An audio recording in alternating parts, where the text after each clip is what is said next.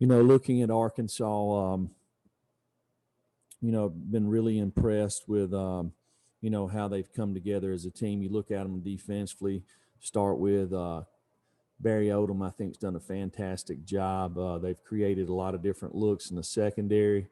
I've created a lot of turnovers. I believe they lead the country in interceptions, been very opportunistic there. Tons of 8-drop, rushing 3 guys and getting out and getting into coverage, mixing it up there. Offensively, they've played with a lot of speed on offense, snapping the ball a lot of times. As the seasons went, probably been more efficient offensively, creating some explosive plays. And then you look at them in special teams. You obviously can see guys that have ability as kickers, and they have return guys there. They've kind of bounced around and had a couple of guys, but it looks like they're settling in on who they have as return guys. For us in this open week, it was a great opportunity to go back to the basics, which we did. Just kind of going back through, the early days of install, trying to catch some guys up. And it was a good opportunity to do that and move some guys around to possibly create opportunities for guys that have worked hard in practice and, really to see and to give them an opportunity. With that, I'll take any questions. We'll start with questions. We'll go to Austin Price, then David Oven. Hey, Coach. Obviously, with the down weekend or a little more time away from the complex for everybody, are you guys going to be good with any COVID results? And then 2, you talk about moving some guys around. Anybody in particular you're talking about? Yeah, well, with the COVID stuff, we get tested on Sundays, Tuesdays, and Thursdays. So the results are usually they should be coming in any time now. But we moved several guys around a little bit, especially in the secondary. Moved Keyshawn Lawrence to star and let him get some work there. And just to see what he looks like at that position. A guy that's continued to work hard in practice. The guys in front of him at corner, he hadn't got a lot of opportunity there during the games, but we thought he played well in the games that he's played in. He's done pretty well, so we looked at him at star just to get more production at that position. So he'll possibly get an opportunity on Saturday. David. Jeremy, who are some of the other younger guys that you wanted to learn about in the off week and guys that you kind of had your eye on for larger opportunities as the season went on? Well, D. Beck was a guy that, he didn't participate any during the summer. He done absolutely nothing. And then when fall camp gets here, he obviously is back into quarantine again. So then he turns his ankle. But he's a guy that we looked at a little bit at tight end, but we're starting to look at running back that has size and speed. T. Hodge is another guy that was injured during fall camp that's kind of getting his legs back under him a little bit, seeing a little more burst and speed out of him. So there's lots of guys. I could go through the whole roster, but we need more depth at running back. We've really played 3 guys for the year and have been very fortunate that those guys have stayed healthy. So we need to get those guys more of an opportunity. And another guy that was doing really well was Laneith Whitehead. And he had been out because of his foot injury, but come back and was doing really well. But unfortunately, he hurt his shoulder last week in camp and probably going to do surgery on it in the next week to get him back in time for spring ball. We'll go to Vince, then Gustavo. Coach, I know you did a lot of basics last week with the open week, but how did you split up those reps at quarterback, and will that however you did it continue this week in preparation for the game? And then the second question is, how different, if at all, does Felipe Franks look like now at Arkansas versus what he looked like at Florida? No, we rep 3 groups last week, so we went back and didn't have enough to do 4, but we did do 3 groups. So we split the quarterbacks amongst those 3 groups and got them a lot of reps there. Felipe to me is a guy I'm very familiar with. I started recruiting him when I coached at Florida State. He was in like the 8th or 9th grade. Very talented guy, multi-sport guy. Really a big man and a really good athlete. Has as strong an arm as anybody in our conference. And, I thought he played well at Florida. 2 years in a row there, they won 10 games. I know he got hurt last year, but he's came back. You can tell that he's got experience and making a lot of plays for him. Gustavo. You had this open week, a chance probably to work more in the defensive lineman. What did you learn from your DL, your defensive lineman? Well, we got to play lower. To me, every play we should be 4 to 6 inches lower than what we are. We don't have a lot of really large men. There's a couple of guys, but all of us need to play lower, play with more leverage. We need to play on the other side of the line of scrimmage. We need to be able to convert from, a lot of times in college ball now, a lot of RPOs, a lot of play actions off the run fakes, being able to convert from run blocks to pass blocks. So had a lot of really good work this week and continue to see improvement there. So a lot of positives. We'll see how we do on Saturday. Teresa Walker, then Blake Topmeyer.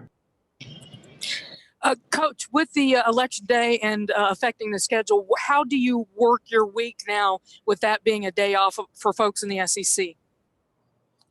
Well, for us, it was pretty easy because we were off last week. We just came in yesterday and done our Monday or Sunday practice, and today we'll do practice number 2 and take tomorrow off. So there's not a lot of shakeup with us. Jeremy, you mentioned some guys moving around in the secondary and Key Lawrence. Are there some other guys you moved around there? And then question 2, what did you learn about Sam Pittman during your times working together at Georgia? Well, I never worked with Sam. We just kind of missed each other. I've known him for a pretty good while. Had a ton of respect for him as an offensive line coach.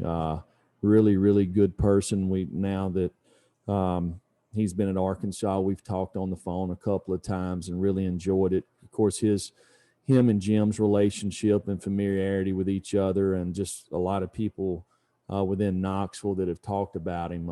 Very likable guy. I think he's doing a really, really good job. And you can see it. His team's playing hard and playing together. I think he's doing a great job. And then in the secondary, anybody moving around other than Key? Well, we just kind of moving some pieces. Bryson Easton's at outside linebacker. We took Pat Garland and moved him to inside linebacker to create a little more depth there at that position. That's a couple of guys there. Morvan Joseph is working inside and outside. So it's normally these things happen if you have during the summertime, during June and July, you can see these guys move around a little bit, and you get a little clearer picture of what position they should play. And then you get probably 14 really hard days of camp to kind of see it. Some of these guys didn't get to do it. So, after going through the first 5 weeks of practice here, it's an opportunity for us to kind of put them in positions that we can see them for their future. Brent Hubbs, then David Pascal. Coach, 2 questions. One, what do you see out of Arkansas's running game that had their best night Saturday night against Texas A&M? And then 2, when you did a self-scout of yourselves, what's the key to getting the second half turned around, particularly the start coming out of the locker room? I think you guys have really struggled in the third quarter, particularly on offense. If you look at Arkansas's run game, I thought last week they done a really nice job getting the ball on the perimeter. Some of that was some design quarterback read stuff. I think Kendall Browse has done a really nice job of mixing in the RPOs. really the wide receivers have really plus splits. So they've been able to get the ball out on the perimeter. It's not been as congested there. And, I feel like they block really well up front. They've used 2 tight ends, and whether it's counter schemes, running it same side or the other side, stretch schemes, inside zone, split zone, and then other night they probably got lots of yardage on Felipe just scrambling. He probably scrambled for 50 yards there. So really done a nice job up front. I think their wide receivers have blocked well on the perimeter. And if you look at us, first thing is don't turn the ball over. So all of us coaches, we have a thing where you look each week on turnovers, and you look across the league, or you look across, we usually do it across the league.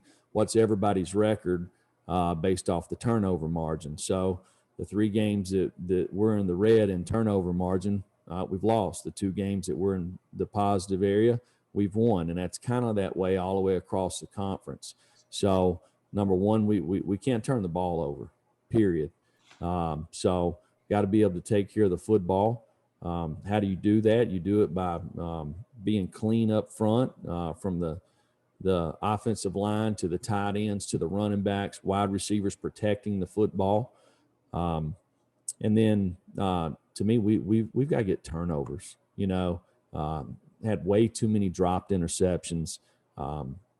Not causing enough fumbles. So, that's something that we focused on, something we always focus on, but for whatever reason, we've not been very opportunistic, and we've got to finish when we get our hands on the ball.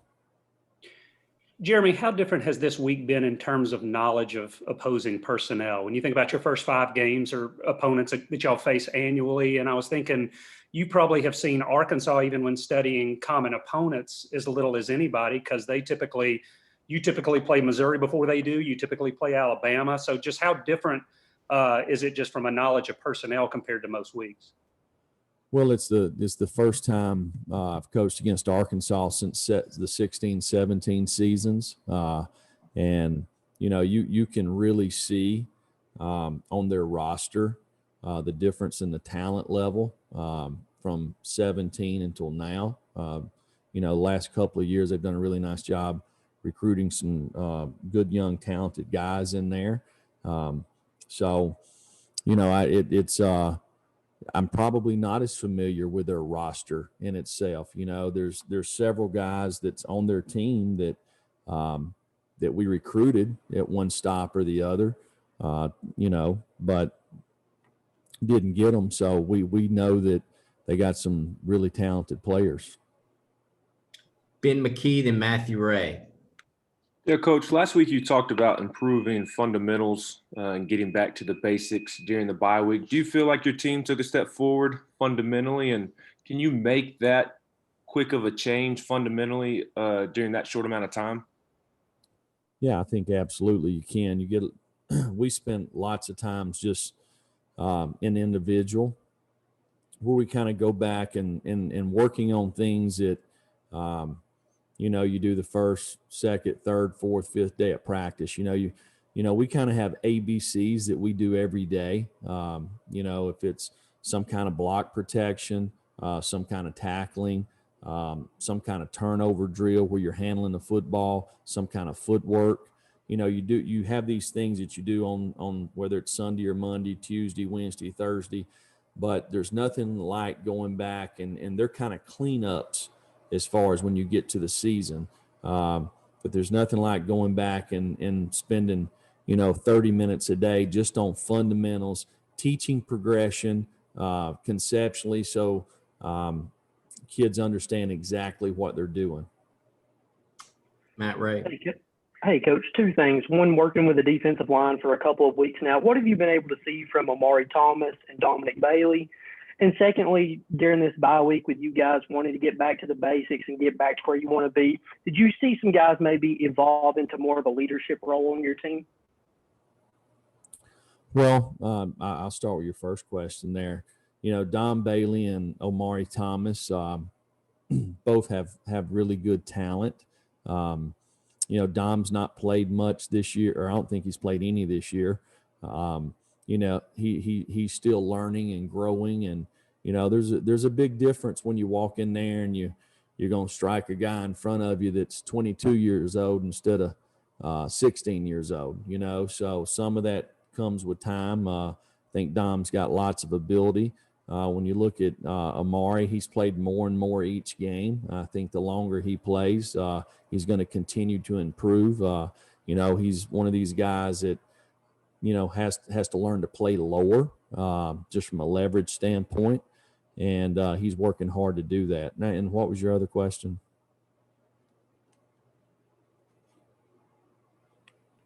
Sorry. Have you seen some more guys as you're trying to get back to the basics, get back to where you guys want to be, evolve into more of a leadership role during this open week? Well, I felt like all along we've had good leadership. We've had good practices. We've had good energy.